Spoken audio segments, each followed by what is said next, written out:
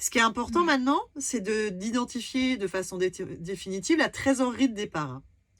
La trésorerie de départ, c'est ce qui va te permettre de payer ton premier loyer, ton premier internet, ton premier électricité quand tu lances un projet. Là, on est dans une relance de projet, même si tu as déjà une société, puisqu'on crée une nouvelle société. Donc ça s'inscrit dans une démarche.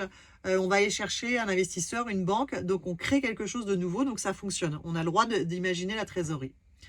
La réponse plutôt simple, elle va dépendre de ta stratégie d'entreprise. Tu es en train d'écrire une stratégie 2026, tu mets des éléments en fait de réussite. C'est-à-dire que tu dis, je vais réaliser tel chiffre à tel moment. En fait, c'est exactement ça qui va répondre à ce qu'on met dans la trésorerie de départ. Si tu dis, j'ai besoin de 3 mois pour rentrer mon premier euro, alors à ce moment-là, tu dois couvrir impérativement ta charge pendant 3 mois. Et ça s'écoute pour un banquier, c'est pas un problème.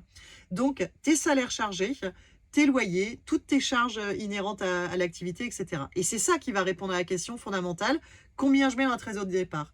Et moi, en général, comme je fais des budgets quand même assez prudents, je rajoute 20%. Parce qu'on sait très bien qu'entre ce qu'on estime et ce qui est réalisé vraiment, il y a toujours des petits décalages. Donc, en fait, c'est vraiment là où on va revenir au pragmatisme de la liste de mes courses. C'est combien j'ai besoin tous les mois pour vivre, donc combien de mois. Si c'est 10 000 euros tous les mois et que tu as 6 mois pour réaliser ton chiffre, on va aller chercher 60 000 plus 20%, etc., etc.